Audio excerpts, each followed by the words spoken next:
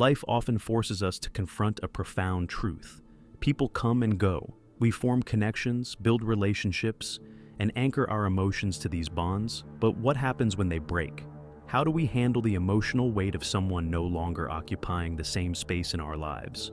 Or the realization that they never shared the same level of emotional investment?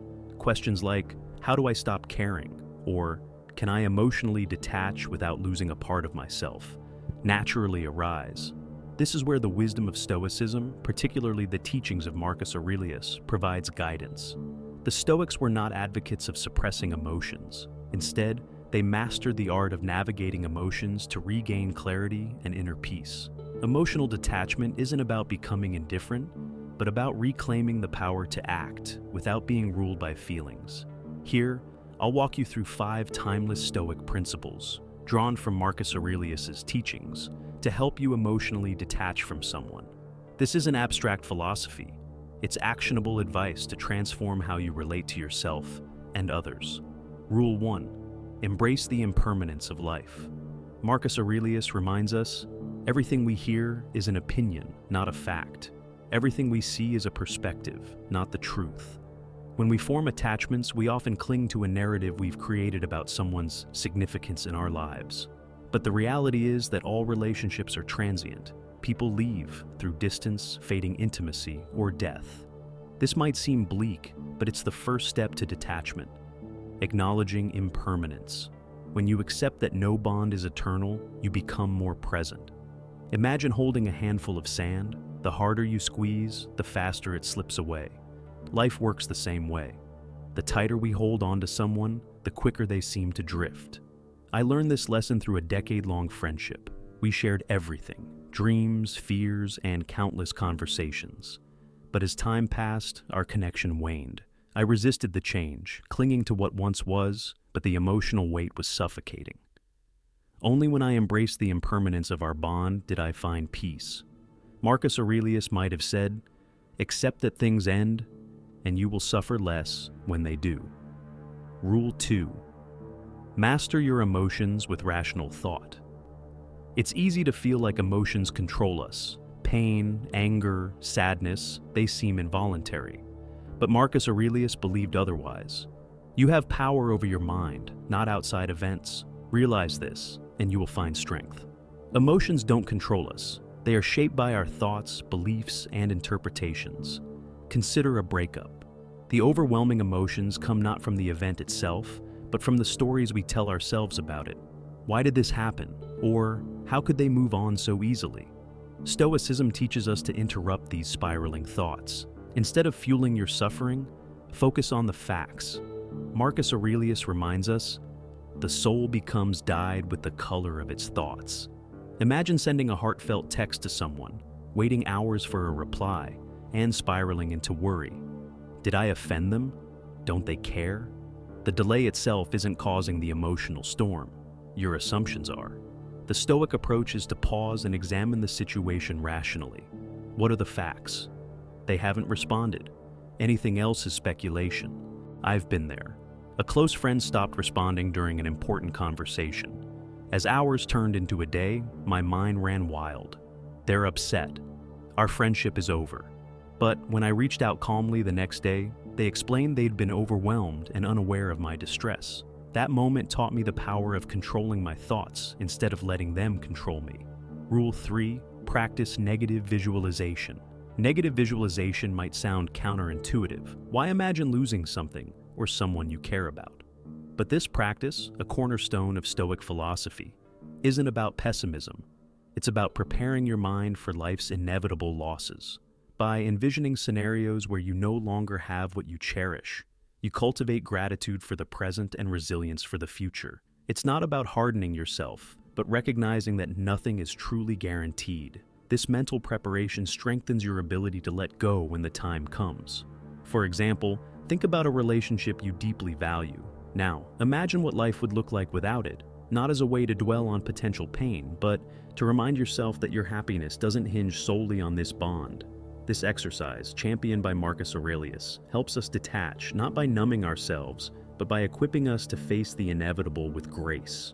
Through these timeless Stoic principles, Embracing impermanence, mastering emotions with rationality, and practicing negative visualization, you can transform your relationship with emotional attachment. By shifting your perspective and taking control of your thoughts, you'll learn to let go without losing yourself. Have you noticed similar patterns in your own relationships? Share your insights below. They might help someone else on their journey to healthier connections. The concept is straightforward but deeply transformative. By imagining the worst-case scenario in advance, you diminish its emotional impact when or if it happens. This isn't about being pessimistic or fatalistic. It's about training yourself to embrace reality as it is, not as you wish it to be. Marcus Aurelius encapsulated this idea when he said, "Do not disturb yourself by imagining the whole of life's troubles at once. Rather, as each arises, meet it with calmness and self-control." Negative visualization is a powerful exercise in building emotional resilience. Picture someone you deeply care about, a partner, friend, or family member, and imagine your life without them. Envision them no longer being part of your daily existence. How does it feel? Uncomfortable? Painful? That discomfort is precisely the point. The Stoics believed that by confronting the possibility of loss in your mind, you reduce its ability to devastate you when it becomes reality. I vividly recall using this practice when my best friend was preparing to move overseas. We had been inseparable for years, and the thought of their absence filled me with dread. Instead of suppressing my fears, I faced them head-on. Each day I imagined what life would be like without them nearby. I visualized myself navigating my routine, spending time with other friends, and finding new sources of joy. By the time they left, I wasn't paralyzed by grief or loneliness. While the separation still hurt, I had already rehearsed the loss in my mind, and that made all the difference. Negative visualization also teaches us a profound truth. Loss is an inherent part of life. Everything we hold dear, relationships, possessions, moments, will eventually change or end, whether through separation, transformation, or death. Far from being morbid, this realization is liberating. When you stop expecting permanence, you free yourself from the anxiety of clinging to it. Take relationships as an example. Many of us enter them with the unconscious assumption they'll last forever. We don't plan for endings. We cling to permanence as if it's a guarantee. But nothing is promised. By adopting the Stoic mindset, you learn to cherish relationships as they are, in the present, rather than being consumed by the fear of losing them. I once found myself in a relationship where the thought of it ending consumed me. I was constantly anxious, desperately trying to control the outcome.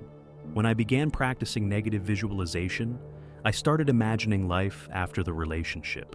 Although the thought was painful, it shifted my focus to appreciating the moments we had rather than fearing their eventual end. And when the relationship did conclude, I discovered I was far more prepared than I'd ever imagined. The real strength of negative visualization lies in the resilience it builds. By mentally rehearsing worst-case scenarios, you develop an inner stability that's not easily shaken by life's changes. You come to realize a profound truth. No matter what happens, you will be okay. This isn't emotional detachment in the sense of becoming indifferent or uncaring. It's detachment from the illusion that your happiness depends on things remaining constant. Rule 4. Focus on what you can control. One of the core tenets of Stoicism, and perhaps one of its most liberating lessons, is the distinction between what you can control and what you cannot. When it comes to emotionally detaching from someone, this principle is invaluable. So much of the pain we experience in relationships stems from our futile attempts to control things beyond our influence. Marcus Aurelius wrote extensively about this concept in Meditations, urging us to focus only on what is within our power, our thoughts, actions, and responses. Everything else, other people's behaviors, the outcomes of situations, the passage of time, lies outside our control. The more energy you spend trying to control what you cannot, the more you will suffer. Emotional detachment, then, isn't about cutting people off or suppressing your feelings. It's about releasing your grip on the uncontrollable. For instance, you cannot control whether someone continues to care about you, stays in your life, or reciprocates your emotional investment. What you can control is how you respond to these realities. Imagine you're in a situation where someone you care about starts pulling away. Your natural impulse might be to hold on tighter, to try to fix things. But Stoicism teaches that your energy is better spent focusing on your own actions and mindset. Instead of worrying about why they're distancing themselves, something outside your control, shift your attention to how you can find fulfillment within yourself. This isn't about becoming indifferent, it's about reclaiming your inner peace. By focusing on what you can control, you free yourself from the turmoil of trying to manage the uncontrollable. And in that freedom lies the true strength to navigate relationships with grace and resilience. Through the practice of negative visualization and the focus on what you can control, you gain the tools to approach life and relationships with clarity, gratitude, and strength. The Stoic approach doesn't numb you to life's challenges. It equips you to meet them head-on, knowing that you are always enough. The concept is not about indifference or suppressing your feelings. It's about releasing your attachment to outcomes you cannot dictate. When you deeply care for someone, a partner, a friend, or a family member, it's natural to want to influence how they feel about you. You might wish for their affection to mirror your own, or hope they value you the way you deserve. But here's a hard truth. You cannot control someone else's emotions. You cannot force love, appreciation, or respect. What you can control is how you respond to their actions. Think back to a time when you tried to influence someone's feelings or behavior. Perhaps you went out of your way to win someone's affection, or tirelessly sought the approval of a friend who didn't reciprocate your efforts. How did that feel? Likely, it left you drained, anxious, and powerless because you were chasing something beyond your control. I remember being in a relationship where I constantly felt like I was fighting to hold things together. No matter how much thought I put into planning meaningful moments, sending heartfelt messages, or being emotionally available, it always felt insufficient. They would pull away, and I would try harder, a cycle of endless anxiety and self-doubt. When I finally embraced the Stoic principle of focusing on what I could control, my own actions and self-worth, I experienced a profound shift. I realized that I couldn't make them love me more or treat me better. What I could control was my response, and I chose to detach. The relief that came with letting go of that emotional burden was transformative.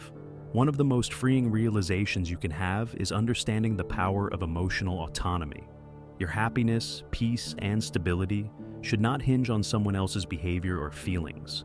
When you place your emotional well-being in the hands of others, you surrender your power. You become a prisoner to their moods, decisions, and actions. Imagine a friendship where you feel sidelined.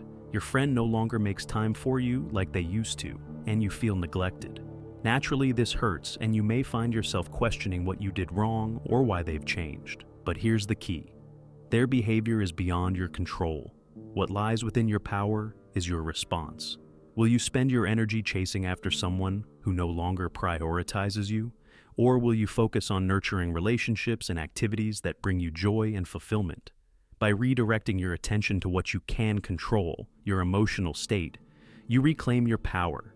You stop waiting for external validation or attention to feel whole. Instead, you cultivate your own sense of worth and equilibrium, independent of others' actions. In my life, I've had friendships where I allowed the other person's behavior to dictate my self-worth. When they were distant, I felt unworthy. When they were attentive, I felt valued. This emotional roller coaster was exhausting. Applying Stoic principles, I chose to detach my sense of self from their actions. This didn't mean I cared less. It meant I no longer allowed their behavior to disrupt my inner peace. The power of acceptance. Emotional detachment isn't about giving up. It's about acceptance. Life is unpredictable, and so are people. No matter how much we wish we could control everything, we can't. What we can do is accept reality as it is, not as we wish it to be.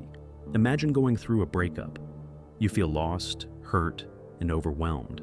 Your mind races with what ifs. What if you had done something differently? Could you have prevented the outcome? These questions, while natural, are rooted in a desire to control what's already happened. Instead of tormenting yourself with the past, Stoicism teaches acceptance. Marcus Aurelius wrote, "The impediment to action advances action. What stands in the way becomes the way." In other words, obstacles aren't just challenges, they are opportunities for growth. When I faced a sudden and painful end to a relationship I valued deeply, I initially felt consumed by the need to understand why it happened. But as I began to accept that I couldn't change the past or control how the other person felt, I found peace. Instead of clinging to what was gone, I focused on embracing the present and rebuilding my life. Acceptance didn't erase the pain, but it allowed me to move forward with clarity and strength, reflecting on the bigger picture. When emotions run high, it's easy to lose perspective. Stoicism encourages stepping back and reflecting on the broader context of your life. Marcus Aurelius often reminded himself that our troubles, desires, and fears are fleeting moments in the vast expanse of time. By adopting this higher viewpoint, emotional detachment becomes more achievable. Ask yourself, will this matter in 5 years? Does this person define my entire existence? Shifting your focus from immediate emotional turmoil to the bigger picture helps you see that much of your distress is tied to temporary circumstances. In my life, I've faced moments where I felt overwhelmed by the end of a relationship or conflict. At the time, it felt like my world was collapsing. But when I reflected on the bigger picture, I realized that life moves on. Past wounds heal, and I became stronger with each challenge. By seeing relationships and hardships as chapters in a much larger story, I was able to detach emotionally and move forward. The Stoics emphasize the impermanence of all things, relationships, emotions, and situations. Everything is transient. What truly matters is how we respond to these changes. Reflecting on the bigger picture allows you to understand that clinging too tightly to fleeting things only deepens your suffering. Emotional detachment isn't about apathy. It's about freedom. Freedom to live fully without being tethered to the illusion of permanence. Emotional detachment as liberation. Ultimately, emotional detachment is not about shutting down or becoming cold. It's about cultivating resilience and choosing how you respond to life's inevitable changes. By embracing impermanence, focusing on what you can control, and reflecting on the bigger picture, you liberate yourself from unnecessary pain. The next time you find yourself gripping too tightly to someone or something, ask yourself, do I control my emotions or do they control me? The answer lies in your ability to let go. True emotional freedom awaits those willing to embrace it. Conclusion: embracing emotional freedom. Emotional detachment, as the Stoics teach, is not about becoming indifferent or closing yourself off to the world. It's about reclaiming your power and living with purpose. By letting go of your attachment to outcomes, focusing on what you can control, accepting life's impermanence, and reflecting on the bigger picture, you develop a profound sense of inner resilience. This isn't a denial of love, connection, or vulnerability, but a recognition that your emotional well-being should not be dictated by circumstances or other people. Life will always bring change, loss, and unpredictability. People will come and go. Relationships will shift. Challenges will arise. But with emotional detachment, you can meet these moments with clarity, strength, and grace. It's not about avoiding pain. It's about understanding that pain, like everything else, is temporary, and that you have the power to move forward. So, as you journey through life, remember this: your happiness, peace, and sense of self are within your control. You are not defined by what happens to you, but by how you choose to respond. Emotional freedom isn't just about letting go. It's about embracing the strength and liberation that come with living fully, authentically, and resiliently. The path may not be easy, but it leads to a life of true inner peace.